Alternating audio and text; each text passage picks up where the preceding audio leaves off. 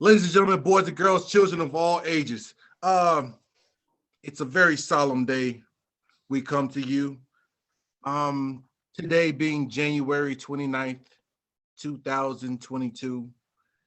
There hasn't been a day this sad since April 16th, 2003. Oh, Turner, that's your birthday? Technically, yeah, it was my 19th birthday. We ain't talking about that.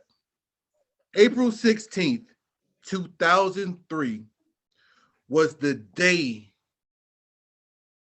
that Michael Jeffrey Jordan retired. I did a little research. on that one. I'm impressed. Mind you, he retired in a Wizards jersey, but that was the day a GOAT left us, and all this time has passed, and now the reign of another GOAT has ended. Ladies and gentlemen, today, Tom Brady has ended TB12's reign of terror in the NFL. Folks, welcome to the greatest podcast known to man. It is What's Good America. I am C. Turner, the Prime Minister of Duval County himself, and my right-hand man on my left-hand side, but still my left-hand man on my right-hand side. Mr. NFC, Chicago's own James Big Game Madison Walton the third. What's going on, big dog? Well, it's a solemn day, and I'm gonna tell you why, Chris. Let me preface this very simply.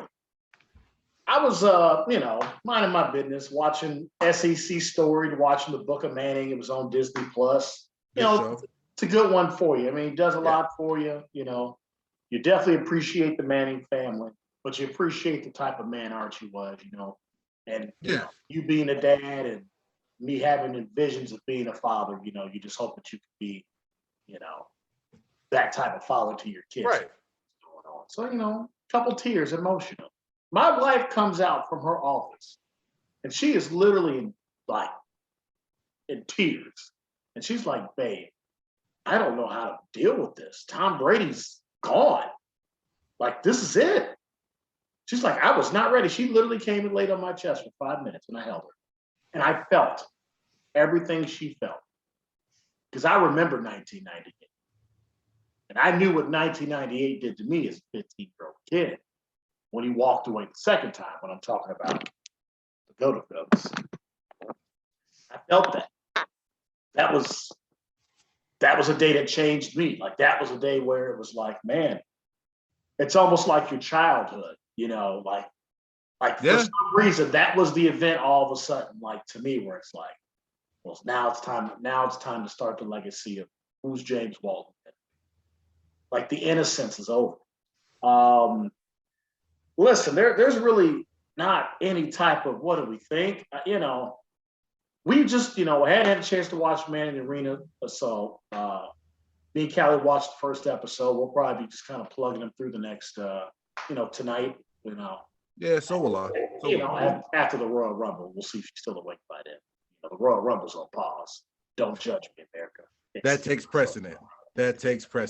It does. Like, I feel bad for the wife, but she's actually tuned into this show more than ever, out of fear that, maybe we might miss some things and we don't pay the right homage to Thomas Edward Patrick Brady II. Just watching that first episode, here to me is the greatness of Tom Brady. Like, I remember them beating the Rams in that first Super Bowl. Yeah. And like, when I recall that game, I can name you a bunch of guys that I remember either making plays or did things on both sides of the ball. Obviously, Adam Vinatieri was the MVP of the game, even though the game. The leg, yeah. Willie McGinnis, Ty Law, pick six to the house. I remember the receivers, David Patton, David Givens, on their offense, Troy Brown making the big catch to set up, get them across the 50. And then, you talk about the Rams side, how many Hall of Famers, to Tom Brady's credit, did they beat? Marshall Faulk, Curtin Warner, Isaac Bruce just went in. Torrey Holt will be going in the next year or two. I mean, they had dogs on that team. And the last guy you really even think about with it is Tom Brady, and you don't really even start to put his imagery in your head until the second Super Bowl. And I think to go from the guy that I think it really, at the time, is the most forgotten player really of that entire Super Bowl. Nobody talked about Tom Brady after that Super Bowl. It was all about how did the Rams lose that Super Bowl? It had nothing to do with greatest show on turf. And you bring it full circle, 20 some odd years later from that Super Bowl game, because that game was 2002. And here he is, almost 20 years later from that Super Bowl win, hanging him up. And you can't have an argument in football without it starting with Tom Brady now. I think that is the epitome of him. And that's what he stood for. At the end of the day, I did the same thing I did when I got here when I was a nobody, and I just made the team to here I am now. And this guy never missed the playoffs in his entire career. I don't know if there's any athlete that I can think of in any sport that has had that type of run. The only year this guy missed the playoffs was the year he blew his knee out. He blew his knee out. And that's the only time they missed the playoffs in his entire Patriots run as a starting quarterback. I don't count his rookie season, because Drew was starting and he was the legit, number 2, number 3 guy. Oh yeah. And first of all, let's and giving all this credit to Tom Brady, allowed me to bring the ignorance back into it. Glad the wife. Drew Bledsoe was that bastard. Now, let's not get on this. Drew Bledsoe was. Here's why nobody remembers Tom Brady. Well, I mean, I'm about to say, finish the bottle. This is in honor of Tom. Yeah. Nobody remembers Tom Brady from the first Super Bowl, and everybody was thinking, okay, the Rams blew it. Because Bledsoe was a good-ass quarterback. It comes down he wasn't sufficient. He wasn't a stable average. No. Drew Bledsoe at that time was a top 10 quarterback. He was a top tier quarterback. He was let's trade a couple first rounders for this quarterback. Was who you built that team around. Now, it was just convenient enough. You had arguably the greatest quarterback of all time right behind him, just waiting for something to happen. And you got it. So with all this praise, I don't want, because let's be honest, Bledsoe has been kind of written off, not because of his talent, but because of his backup. So I guess that speaks to the greatness of Brady, because Bledsoe was not a quarterback to be slept on. No, not one bit. And that's what we were talking about. And I mean, obviously, when you have a wife that's been, such an adamant fan of his for his entire career, and even for her to be able to get a chance to kind of watch these episodes now and see it, and to go oh, this is how it started, and for her, it's wow, what a guy Drew Bledsoe is. Yeah, you damn right. Drew Bledsoe, that's the first thing she said. Man, what Drew, amazing how he did that for Tom. And it's yeah, because in that day, that's how you did things. Plus, to Drew Bledsoe's credit, at the end of the day, when you look, they don't get to the Super Bowl without him. So it really, in a sense, makes his narrative, and it makes him, now that, Man in the Arena's coming out, Tom, Drew Bledsoe's stock is going to go through the roof, because he can tell the truth about it. He told it in that episode where he said, man, yeah, what athlete would be happy about sitting the bench? None of us were. I've told the story of my little college shit that happened to me when I got benched. I was pissed off. I had nothing against my teammate that started over me. I was happy for him, but I'm better than everybody on this team. You should never sit me. That's my mindset. There's a reason. Yeah, there's nobody else on them. We had a bunch of guys. We had a few guys that was 6'3", 6'4", 215 pounds. But they couldn't run routes like me. They didn't have hands like me. And these are my best friends. I'll put that out in the air. I love them to death. You know, the facts have come to that. But the thing about Tom Brady to me, I've never seen a guy, Babe's pulling out all her Patriot stuff. She's got the Randy Moss jersey. She's got the Super Bowl hat, Super Bowl 53. Oh my God. I think that's the one they lost too. She's not gonna burn that. I think that's the Eagles Super Bowl. Anyway. She goes, it was. Anyway, like Tom Brady to me is Tom Brady, Chris, he's the epitome of America. Let me break this down. Because this is how America does everything. I've never seen anything like it. And I'm seeing it happen because I'm in text messages with other teammates and friends. And I'm watching it happen to other guys. But we got to see the full American cycle of Tom Brady.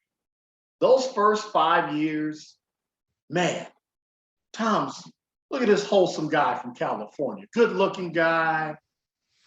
He's a winner. He says all the right things. Wow. And then they get Randy Moss. And now it's like, man, fuck Tom Brady. I'm tired of these dudes winning. I'm tired of him being on top. Oh, he needs Randy Moss too? That's what's going on? And then he starts losing Super Bowls and everybody's just shitting on him. Yep. You know, like, look at him, Eli Manning. Eli Manning's his bit, you know, he go through all that. And it's like, we ain't fucking with him. And then all of a sudden, Tom starts getting old and here comes Jimmy G and it's time to push him out the door. And this son bitch went 3 more Super Bowls. And now here's this admiration and respect. You know what? Wow. I mean, he really is, at the end of the day, I may not like him, but greatness is greatness. And then he goes to Tampa Bay and he gets Instagram and the world loves this guy. And in my opinion, there always should have been a love for it, an admiration for his game and his greatness. I'm not saying you have to like the guy. Look at me. I come on this show and admittedly say that even though I told my grandmother I wouldn't use the word hate, I violate that doctrine from time to time when it comes to Aaron Rodgers. I can't stand that dude in that jersey, but I love his game. I love his game. So it's amazing this cycle, Chris. And I mean, it's not to try to pull any other quarterbacks to it. Like I'm watching Patrick Mahomes go through the exact same cycle. It's happening right now. He's in his hate cycle. The world cannot stand him, his baby mama, and his brother. And Patrick getting grouped in with them too. Because all Patrick does is put ketchup on his steak, do commercials, own the Kansas City Royals, and do his job. And nobody can stand his baby mama, and nobody can stand his little brother. I'm telling you, those two are public. His brother is a piece of shit. His brother's a piece of shit. Like if I've ever seen anybody who's fully taken on the "my brother's a star, I don't have to do anything" role, it is insert other Mahomes, Dallas, whatever his name is, Mahomes. He genuinely has no point of life. He is by far a waste of sperm, a waste of air. He is he's terrible. Like it serves no point. And I hate to get off the Tom Brady whole love train for a second, which I'm gonna get off that in a second anyway. But the other Mahomes, like, it's just go sit your goof ass down somewhere. Like all you do is make TikToks on people's opposing stadiums, and you're in the penthouse or the suites and everything doing damn videos. Listen, go sit your useless ass down, you waste of space. His baby mama, I don't know. I haven't seen too much about the baby mama, but as far as he goes, he is a waste. Like at no point have I ever thought like, oh man, this other Mahomes, I can't wait to this kid. I could see him on social media cutting it up and living it up. No, he's fucking terrible. All right. There is no point to him whatsoever. Like it's crazy to me, dude. Like so you see it, and that's what I wanted to say. So like I just get how America works. Like it's cool when it's like, all right, you get your little shine, because that's how America is, man. Like America is built on, all right, once you've had your shine, let's give everybody else some shine. Like Tom Brady, once Tom Brady got the shine, he was like, it's all mine forever. Here's the thing: America loves a winner and hates a winner at the same time. Like it's like, oh yeah, you're winning now. You came from nothing. You're great. All right, cut all that winning shit out, bro. Somebody else need to win. Like it's terrible. Here's where I'm at on Tommy Terrific, TB12. Essentially, it's like if, to me, being a lifelong Miami Dolphins fan, to me, this is like if like the boogeyman finally came out from under the bed and was like, you know what?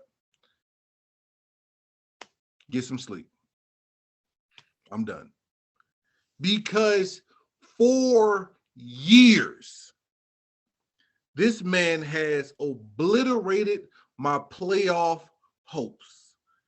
For years, this man has come down to Miami with 5'8" white receivers running swing routes and crossers and a big Flintstone ass tight end and a murderer for a tight end and just insert no name receivers here and let me put in this 4th-string running back and still do what I need. This man for a decade plus has tortured me as a Miami Dolphins fan. And it's hard and easy to hate this man at the same time because at the end of the day, yeah, he played football at a high level and won so many games, and you want to be happy for him because he was the backup that made it right. But then at the same time, he doesn't really have to play because, oh, great, your wife shits on your money and your kids are perfect and you could be a model, but your wife is a model. And then your best friend's Gronk, who's living out every fantasy of a child in the world, even though he's a grown man. And then you got a book out about being perfect. And if you want to be perfect, you should follow these things. But I'm vegan, but I'm not really vegan. But I kind of eat animals, but it has to be a certain type of animal for me to be successful. And you can do it too. I hate him. All right. I appreciate the greatness. Like you said with Aaron Rodgers, I can appreciate the greatness. Yeah. But as a Miami Dolphins fan, and here's what made it worse. And that's fair, man. Like, I'm not going to sit here for you to have to say that you have to come to some sort of, like, that's a big deal, man. You guys had some decent teams. Exactly. I mean, the guy played 21 seasons, 19 of them. Like, there were some good Dolphins teams. We had some good teams. This son of a bitch ruined it. And you wasn't even coming close to sniffing that division. Hey, and here's what made it worse. All right. Brady's like, you know what? I'm done in New England. All right, cool. I know he can't go to Buffalo. I would love to have him in Miami, but all right, whatever. And he's definitely not going to the Jets. Cool. Oh, Tom Brady's leaving the AFC completely? Oh, good job. I love how these reports are coming out. We're going to be the best. Like, we got a chance to really run the whole division. Oh, he's going to Florida. So now we're no longer even the best team. Oh, great. So at least we're better than Jaguars. Nope, we suck because the Jaguars just beat us. All right, listen. Tom Brady has been a thorn in my back for a little over half my life. Like, he's actually, I'd say more than half your life. Yeah. His football career is 20 some odd years. You ain't 40 yet.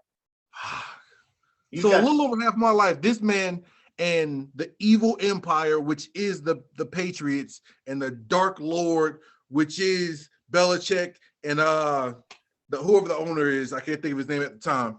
But these evil sons of bitches have ruined my life. Like, he has sent me into a rebuilding period for the Miami Dolphins so many damn times, and I can appreciate the greatness. I can appreciate it. But I am so glad This bastard is done. Now I got to deal with this 6'7" white boy from California that played in Wyoming. Like this. His storyline is scary as hell too. So and he can run too. I know this is supposed to be about Tom Brady, but this is slowly turning into a counseling session for me because I'm over here getting the death looks. Like if you don't start saying something about Tom in the face, I'm gonna take this show over. Look, sorry, Kelly. Sorry. the point of the matter is, dude, you're not wrong and all that. And that's Chris. There's a lot of that's honestly happening right now. There's a lot of like, I don't believe he's done. There's a lot of that happening. And that's what we're getting ahead of it now because it's been announced, but he hasn't fully said officially come from his camp. So this could be one of those gotcha bitches, and he's back one more year. I even asked my wife, I said, so if he comes back and plays next year, then will you be ready to go? Because in all honesty, to his credit, what he has actually created, it's like he's like created athletic AARP. Yeah. Like he has made everybody really truly think about the longevity that they want to have within their sports, whatever it can be. And I think that was really kind of his mission. I give him credit to stay long enough to really, how am I going to brand myself? Because he spent so many years in a place where the brand is the logo, the brand is the coach, the brand is right. That's the brand. So I think in his head, I'm gonna try to play, being Tom Brady right here. You know what I'm saying? Shout out to being John Malkovich. I haven't seen that movie in 20 years, but that's what I'm saying. This is me in Tom Brady's head. I think Tom kind of looking and he's seeing like, all right, let me see what's going on. Like, what's the landscape of the league right now? And I think he looked around and he realized, you know what? The Rams just proved ain't nobody scared of me anymore. Yep. I can't alone on my resume of 7 Super Bowls get away with the stuff I used to get away with. Like that Rams game that they won, had that been a team that didn't have stars and have a Von Miller who's beaten his head like a drum a couple times in a couple different games, you don't have those guys to go like, hey man, listen, we believe in you, O. We held them back as long as we can. Maddie, put it on ice, let's do that. You look around at a lot of these franchises, Chris. You look at what are they letting in? What they're letting in 7 in each conference. Look at the 7 teams that got in, and look at their quarterback play. The only team that's got a question mark about their quarterback is Pittsburgh. Everybody else either has a Pro Bowl quarterback or a quarterback that's gotten them to a Super Bowl. I had to do that to include Jimmy G because you can't be any Jimmy G slander in this house with the wife, before the game tomorrow. She is not having it. So I think he really kind of looked at the landscape of football and said, man, like we brought everybody back and it fell apart. Injuries, which is what football does. Like when you're on the mountaintop, and he knows that. He knows what it is to be on the mountaintop and how hard that is. And I think he looked around at how hard everybody else was working. And I'm sure they were working hard, but he saw, you know what? We're an older team. Yeah. Their core is older. Yeah. A lot of guys that took baby deals and to try to do this. And maybe he had a conversation with those guys, and those guys are like, hey, Chris Godwin's probably like, I'm out. Like if they're not coming with $20 million a year, I'm out. Because Chris Godwin, even with that knee being blown, can still command, a nice little $60 to $70 million signing bonus. And somebody is going to pay him because it is well deserved. I'd be the Bears. No one else. That's exactly what we do. We like to pay guys that come off knee surgery. I digress. Tom Brady, Chris, when you look at it, I honestly really respect the avenue of not having a goodbye tour. Yeah. I kind of love that too, because it almost kind of makes him a bit of a maverick in that way. You know, the NBA, I'm pretty sure guys like Michael, guys like Kobe, Larry, you know, a lot of these guys probably want to do the same thing. Like, hey, I did it, I left it, I did it for the fans. Like, I'm cool. Like, I'm on to my next venture, you know. Right. As all those guys have been very successful outside of their, you know, their careers. And I think Tom being able to kind of, he's always had the narrative on his career. And he's really, you know, outside the little Bridget Monahan stuff, Giselle stuff that happened, you know, that, you know, this is, trust me, babe, this is not, I'm not shitting on your guy. But that's like Tom Brady, you know, I kind of look past the Flakegate and Spygate. I really don't give a shit. Like at the end of the day, I don't care about that. Because I want to say this, because I've noticed it in these chats. The same people that are like, oh, but what about them filming and doing all that shit are the same people that are saying, why is Barry Bonds and Roger Clemens not in the Hall of Fame? So miss me with that shit. Which, by the way, that's why our show is dope, Chris. Because I get to listen to everybody say they shit, and we get to listen to all these talking heads that are getting paid hundreds of thousands of dollars. Or if you Skip Bayless or you Stephen A. Smith, you're making $8 million a year to sound like shit sometimes and not have the ability to apologize and backtrack in your stances. You know what I'm saying? But that's the same. You have the same people that are hating on Tom Brady because, well, what about Spygate? What about the Flakegate? But Barry Bonds should be in the Hall of Fame. Like, on the side note, get your shit together. Barry Bonds, Sammy Sosa, Roger Clemens, who else from that era? McGuire.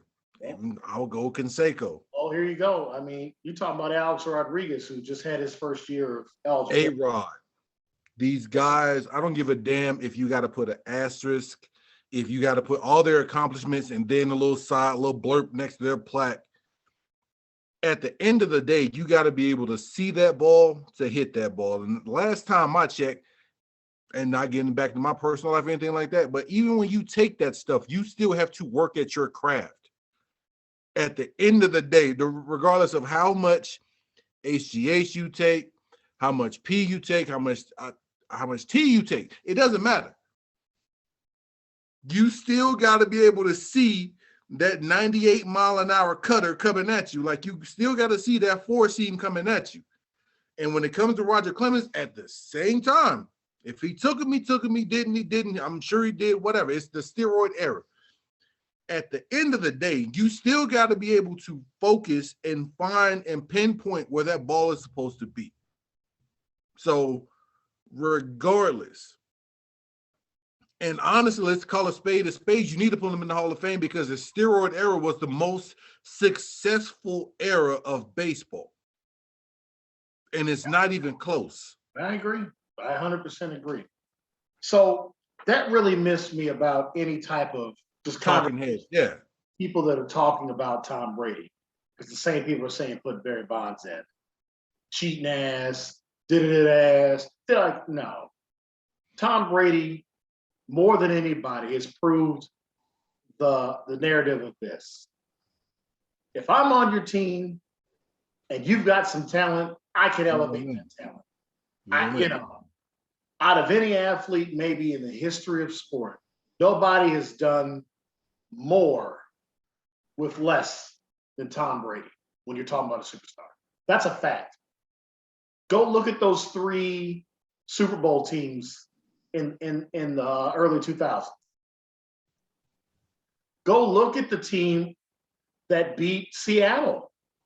Look at that roster. Look at the team that beat Atlanta. You know what I'm saying? Like, this guy was doing it like, Julian Edelman's not even going to sniff the Hall of Fame. And that was his number 1. Wes Welker. Wes Welker's not going to sniff the Hall of Fame. And Wes Welker, unfortunately, you talk about a guy just missing time. That poor guy lost so many Super Bowls, with great quarterbacks. Hell of a career. One of my favorite guys, Wes Welker. Mr. I don't know how to control myself at the Kentucky Derby, get popped for 4 games. Wes Walker. Shout out Wes Walker, my guy. Man, I'd love to have him on the show. I might have just ruined that there, but anyway. Yeah, that's something. And so there's a lot of things like Callie even said this right. Like you almost kind of need 2 parts when you're talking about somebody like this. Like I don't know if we're going to get everything out about us because you start talking about one thing and it connects you to other sports. So many other things. That's the greatness of Tom Brady. You start talking about something and it's about him and it leads you into something else. And you go like, man, we were talking about Tom Brady and talking about Tom Brady connected us to this part of this sport. That's how influential. I mean, this guy's been playing football in the NFL since the beginning of the century. Let's put that. This guy has played football. His football career is the first quarter of this century. And the narrative has been written by Tom Brady. He dominated the entire first quarter of this century. Now, are there going to be some of his numbers that are going to get passed? Yes. His yardage, his touchdowns, his completions, these things are going to fall by the wayside at the pace guys like Patrick Mahomes are going, guys like Josh Allen are going. And that's just because of the style of the game. So it's going and they've got an extra game, on top of that. But the 7 Super Bowl rings, listen, I love to always give shout out to my Bulldogs because there's some intelligent guys in that text. And Ryan Bonner, who you know and love, does not say much, will text you all day. He'll give you soliloquies in text message. But he said something really brilliant. And this is what I think separates Tom Brady from everybody. He has a disdain for Patrick Mahomes, right? Like it's so high, it's hysterical. I can really right. But he made a point. He said, here we got a guy that's been to 3 straight AFC championships, right? He lost one, won a Super Bowl, he lost a Super Bowl. If he wins or loses this game this week versus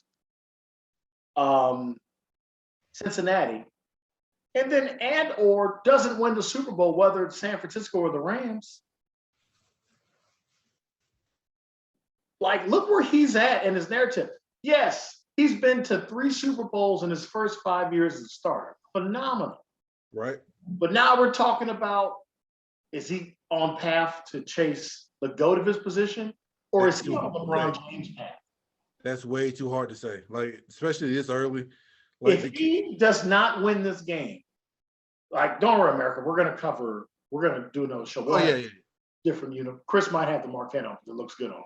The 265, 270 looks good in the Marquette. He's repping Wade County on that. I respect it. You know what I'm saying? Do we look at Patrick Mahomes in a light like, man, arm talent, killing Brady. Speed, footwork, an open field, killing Brady. But the intangible, his leadership's going to get questioned. His ability to make the decisions like Tom could make to win the big game. Like that's the standard Tom Brady has set. Win. Like the ability to win is just something you have or you don't. Like you can't be taught it. You can't figure it out. Like you either come out the womb knowing it or you don't. And I want to say this as far as like the farewell tours go. I'm with you. We grew up in that same era. Like the farewell tour, like when you're done, you're done.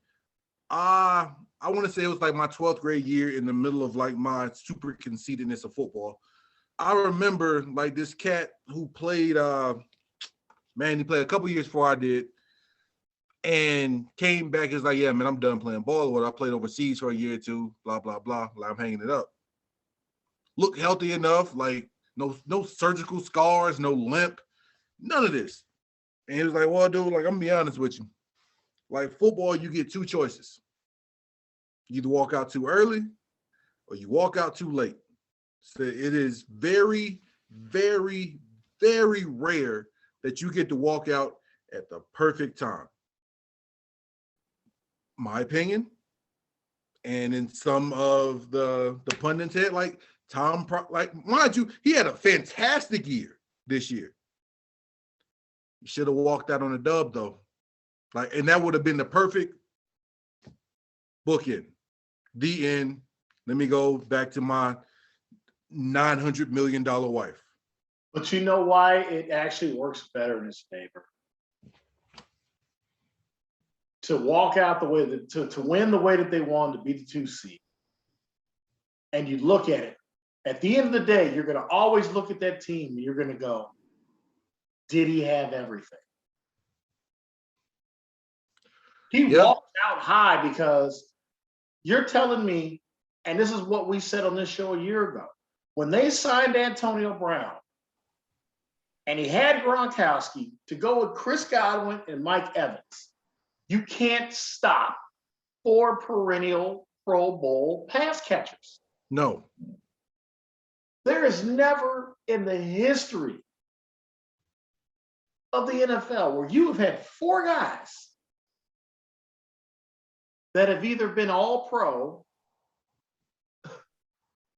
at one point and they're all playing together. That's never happened. The GOAT tight end, arguably. Antonio Brown is a Hall of Fame wide receiver, no matter what he does in Meadowlands Stadium and whatever he says and whatever dumb shit he's doing with his life. That I love the guy, but you know, the guy just hasn't quite learned. Like, if you really want to play football, like you, I don't know. Maybe you heard the rap song. I ain't listening to that shit. Yeah.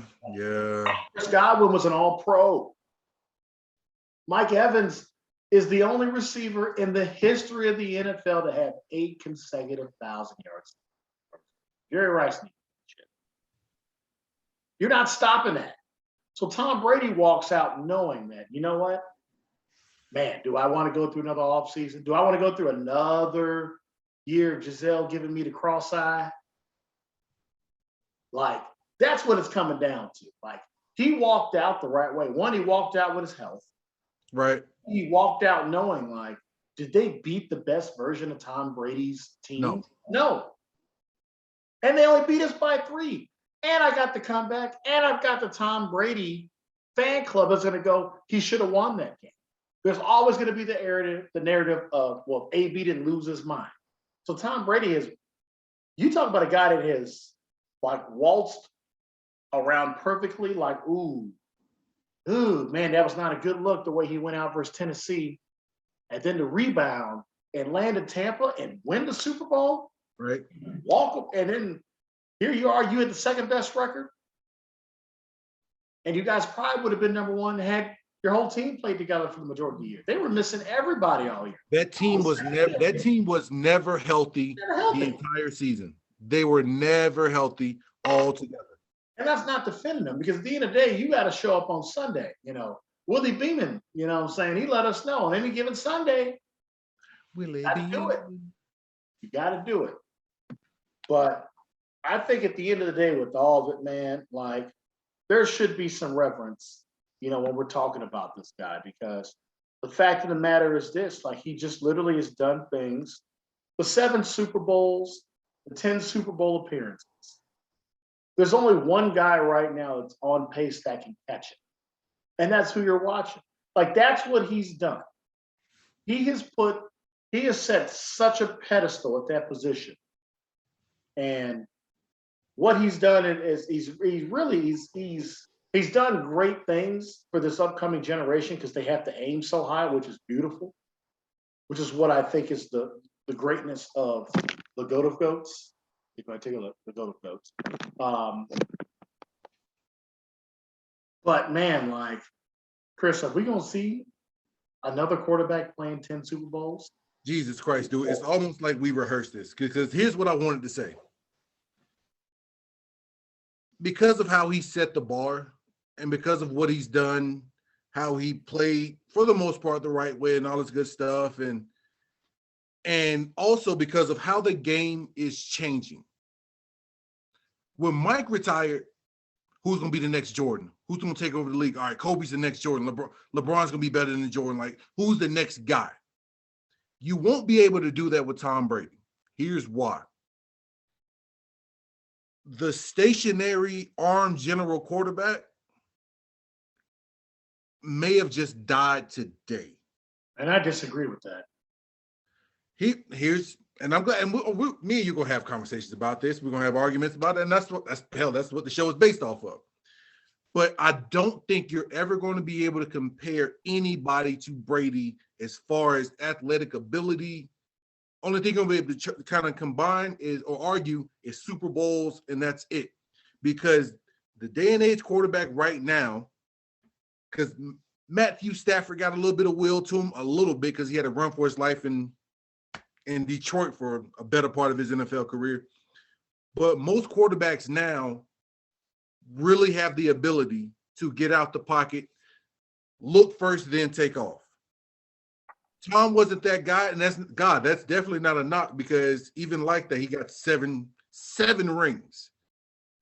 But these guys now are, excluding Ryan Tannehill's bitch ass, are hyper athletic field gym, like they're hybrids. Like it's almost like what was the term they used to call quarterbacks when they were just black? Like what was the athletic or oh God, that's gonna bother me. There was a pro style quarterback, and then there was you got the mobile quarterback, you had oh my God, it's a specific term they used to call black quarterbacks. Dual threat. There we go.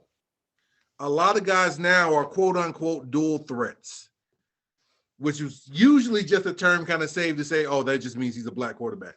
Now, for the most part, like dual threat, you could put a lot of guys into that, like except Jimmy.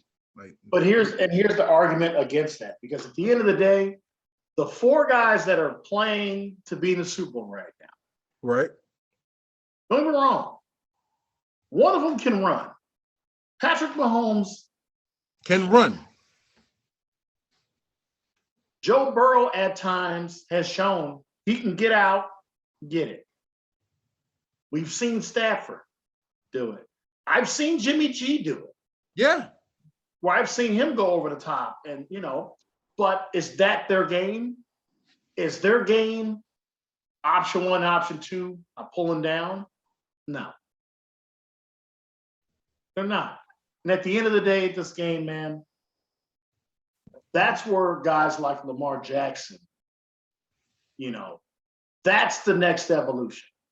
Because if he has the ability to continue to get his Madden view to widen, he can start to see it this way, and then he has that shakeability.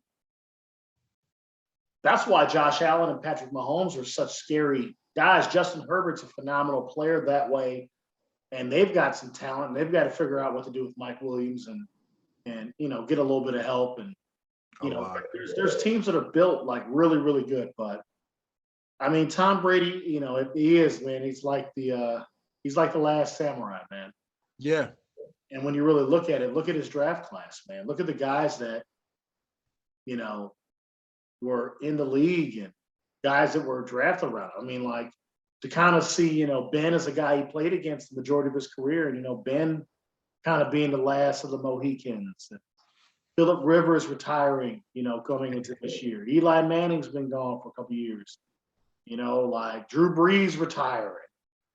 It's like Tom Brady is really kind of the last kind of clutch to our football, Chris, when we were in high school, college, early pro days.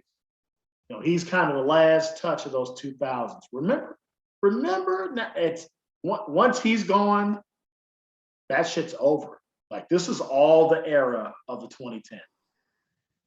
I mean, like, don't be wrong, Rodgers and Russ, Matty Staffs, Matt Ryan were all drafted in the 2000s, but they're all remembered for what they did in the 2010s.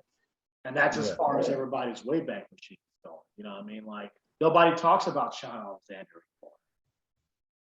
Nobody talks about Clinton Portis. Nope. Like, Chris Johnson's forgotten. They forgot about CJ2K. Yeah. AP's holding on by a thread. Frank Gore played so long, everybody don't remember like the Frank Gore that was just abusing people in San Francisco. Like, hell, his son's in college now. But I think that's a good spot to where to kind of end it because it's Tom Brady. There's going to be so many more conversations and so many different avenues we can take this conversation. So we're gonna run it into. Before you do this, I'm gonna get it verbally. Babe, yes or no? Do we need to have a part 2 on Tom Brady? Are you gonna be on the show for part 2? Ladies and gentlemen. No. The only way we're having a part 2 is if she says Duval right now.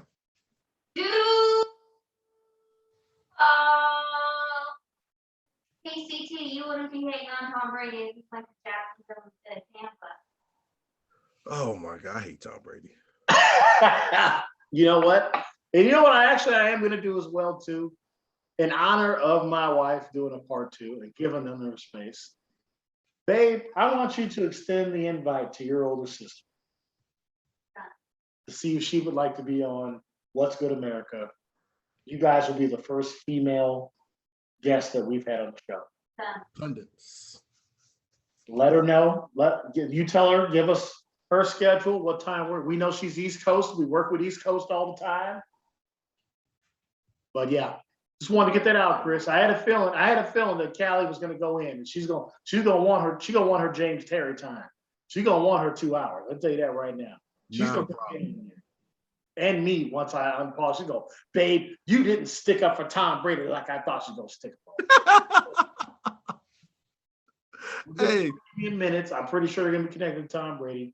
But I just know that if this is the end of the era, man, what an era, because it really kind of represents to me like, man, our football is done. We are in the era of this football. Yeah. Man, wow. Like it just was what a ride. What a ride, man. What a ride, man. So by all means, man, if you want to kick off these give me a minutes, man. Yeah, I'll go ahead and kick it off, man. So take a sip for me. America, give me a minute. You know who I feel bad for? Big Ben. Bro, you had a day, maybe 2 days, where it was just like, oh, where does Big Ben rank among all the quarterbacks and this, that? He's a Pittsburgh icon and he's the best quarterback that Pittsburgh had. I might argue that because Bradshaw put up numbers, but at the same, anyway, Big Ben, you had about 2 days where I'm not going to say the sports world revolved around you, but football kind of revolved around you because they don't really cover practices in the NFL. They don't care about like the coach as much as they do it like in college. Like, so you had a solid 2 days where it was like, all right, Big Ben put out a tweet. He's done. You had a bunch of teammates and everything. It's like, oh yeah, Big Ben's one of the best guys I know. They talked about the sexual allegation stuff for maybe about 10, 15 minutes out of those 2 days, which, hey, that you got to take that one. It's a part of your legacy. But then this shit happened. And I haven't heard, like, it's been more jokes about Big Ben now than actual hits about his retirement. Like, now nobody cares. Like, now, more so than your retirement, the whole walking out too late or too early, you definitely walked out way too late. About 4 years, probably. Like, don't get me wrong, you had a nice little run and y'all started like 10 or 11-0 last year, and then you dropped like the next 7. But Big Ben, you will be remembered for recent memory. Now, the greater scale of it, like, you'll remember as one of the greatest quarterbacks in Pittsburgh history and possibly a top 10 quarterback of all time, because you were Big Ben. You were a tower back there, like throwing dudes off your shoulders and everything. And before you had Pouncey and everything else, and you were the heir apparent to Phil O'Donnell and Cordell Stewart and all these guys, bro, I just feel bad for you because, like, you didn't really get that ESPN run, the Fox run, the Pat McAfee run, where you can get on there and talk about how good the game's been. And here's another thing. You were getting overshadowed anyway because they were like, well, Big Ben's retired. What is Aaron Rodgers going to do, though? Is he going to be a pack? So, like, even before you even found out about Brady, they were still like, yeah, you retired, but Rodgers is kind of more of an interesting story.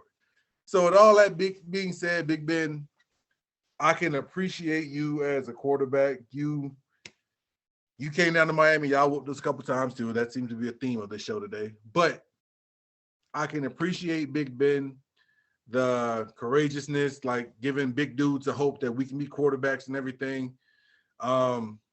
Small school, like I get it. So Big Ben, you won't get your roses for a long time. So you get it from us, man. America, that's been my minute. I mean, did you hand them dead roses right there? 'Cause I don't They know. were dead roses. Like they were definitely dead. Those were dead, man. They were definitely dead. Shit, I can tell you this much right now. I was like, that's hilarious. I'm glad I put my shit on mic. You should have heard Callie. She goes, cheeseburger, Ben? You didn't hear it. It didn't talk about the recording. If I didn't know she was gonna go cheeseburger Ben, I would not have muted the mic. Just to have that just Cheeseburger Ben. shout out Dallas Leslie. That's a Dallas Leslie original, that cheeseburger Ben. All right, America. Well, I thought that was a very good give me a minute. I'm gonna go ahead and turn this glass the right way, just so you can make sure you see what's going on there. Chic workwear. I'll take my sip.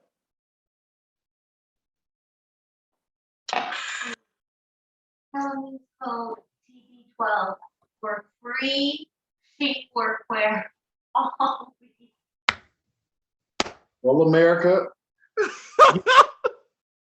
I guess the code is TB12. Free chic workwear. I guess that's the way I'm gonna start this. Give me a minute out. You know, shout out to the wife. You know, hey, once again, that promo code TB12. Now, let me say this about Tom Brady, and in all seriousness, and it could be me repeating myself, but you know, watching him become what he became, to me, is exactly what an athlete should strive and want to be. You know, I think you should get to a point where within your life, where if you truly, truly want to be great, the ability to sacrifice things and do it over and over and pay that price, and understand that there's going to be some fallout from this. But, you know, Babe Ruth said it best in The Sandlot. Heroes get remembered.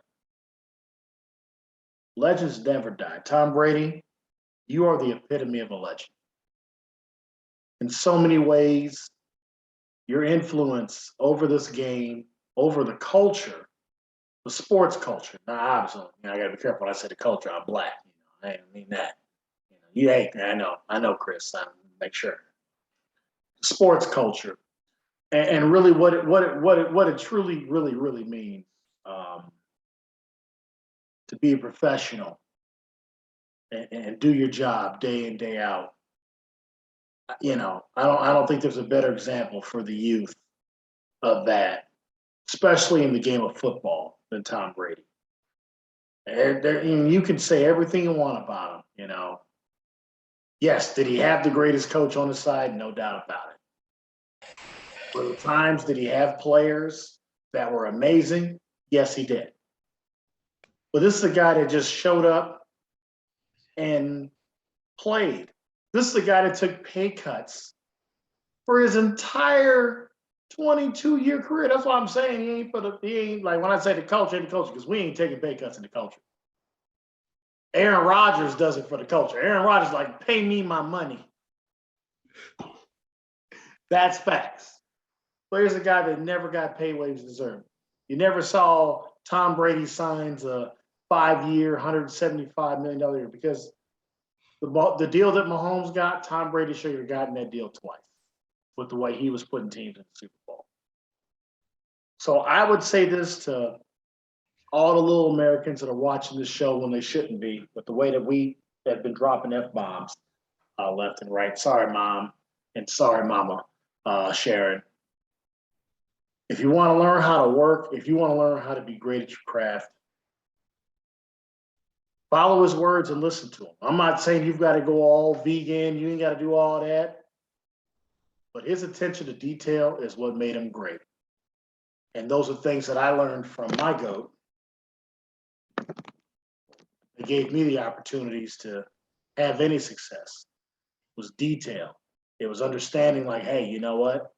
Even though I want to go home to Chicago because that's where I should be after a championship, I want to go home to Chicago like they've been like you in Montana. What's up there? I wanted to go back with that win, 26 years old in the city of win.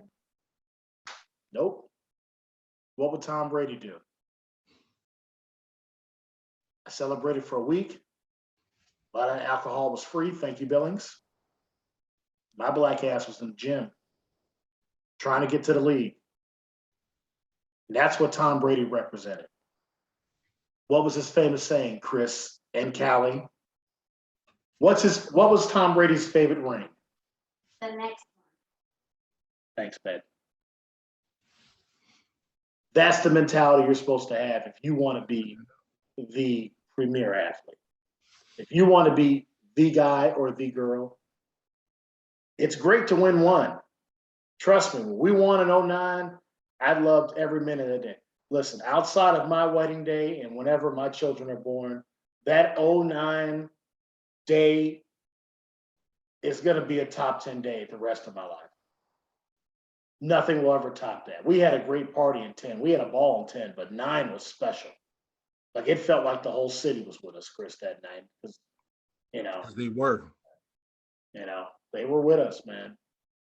So this is my ode to Tom Brady before we let the Tom Brady fans come in and destroy Chris on that show. That's gonna be hilarious. I can see Callie pulling like they're gonna watch tape on this show. And I'm telling you right now, they're coming in guns blazing. And Callie's gonna go, I'm sorry, and then Cass is gonna go, wait, is this the one that bashes on Notre Dame football? Yep. He's gonna be like, but to stay on my point, man, Tom Brady, this is the first of probably a couple conversations we have about you because that's who you are. You were that good that you're not going to cover it within an hour. It's probably going to take us a couple more hours. So I appreciate you, GOAT. You're the greatest to ever do what you did at that position. There will be, in my opinion, I don't think there'll be a greater quarterback. Combine it all, I don't think there'll be a greater quarterback. But I can be proven wrong. You're on the clock, Patrick Mahomes. For my minute. I think that is the best way to end it. Patty Melt, you are on the clock. Patty Melt Mahomes. Patty Melt Mahomes. Dude, we gotta get. Dude, I need to get paid on Friday. We need to go try to trademark that. Especially, dude, if we trademark it, like I get paid on Friday. If we go trademark that thing, and he win a Super Bowl. Oh, there'll be chic workwear Patty Melt Mahomes shirts immediately. Hey, it ain't gonna be no free code for that. We're gonna need all $25. We need all that money. So I think that's the best way to bookend it. Like, hey, Pat, you up next. Like, what you got, big dog? Like, it's time now. Like the shadow is now, it's still there, but it's off to the side a little bit. You're the face of the league now. Now what? So with all that being said, I'll let Joe Burrow get you, bro. Because that motherfucker is coming. I'm not even holding that ball. That is coming. And here's the kiss of death. Hey, before we go, and I do love Skip Bayless, but like Skip Bayless is already starting to get on the Joe Burrow bandwagon to like shit on like Patrick Mahomes. That could be your kiss of death because the one thing about Skip Bayless, when he gets away from Cowboys, if he goes, that's my guy. They either do well and they go to the moon, or it's like, don't look up. Only time will tell. First and foremost, shout out to the biggest sponsor we have, Chic Workwear. Oh, don't put the pressure on me. Oh, it's on. And the wife's next to you. You got to do it now. Oh, man. All right. Don't forget the promo code TB12. Yep. Here we go. This is not going to be as good as the one she loves, but I'm going to give this a shot. Here we go. Let me take a sip.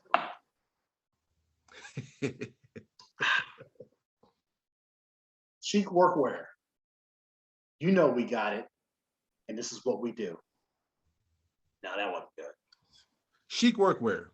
We put that shit on everybody. I like that. Y'all, she laughed. That's it. So with all that being said, big shout out to Chic Workwear. Big shout out to 9 Round Fitness, 2 locations in the Heights and on the West End. Big shout out to Rebel Coffee. They've been liking all of our stuff. So, hey, we appreciate you. I got to go by and get some coffee here probably next week because I got a long week in front of me. Big shout out. Barstool Sports, we are coming. Period. You know you want us, Barstool Sports. I'm tagging y'all asses and everything. Everything. Make sure that you use the TB12 promo, the promo code for Chic Workwear.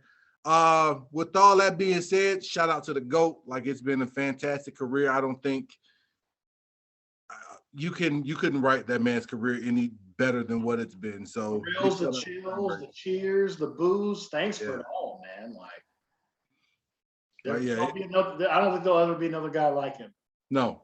So with all that being said, like, he might be the most polarizing athlete. He's the John Cena of sports. Yeah. Oh, there's gonna be another show. That's how you talk. I can't wait to turn on the Rumble. There's gonna be another show. With all that being said, the same question we asked you tonight, it's the same question we ask you every day. Make sure our picks are coming out tomorrow. But the same question we ask you every day, and that question is, what's good, America?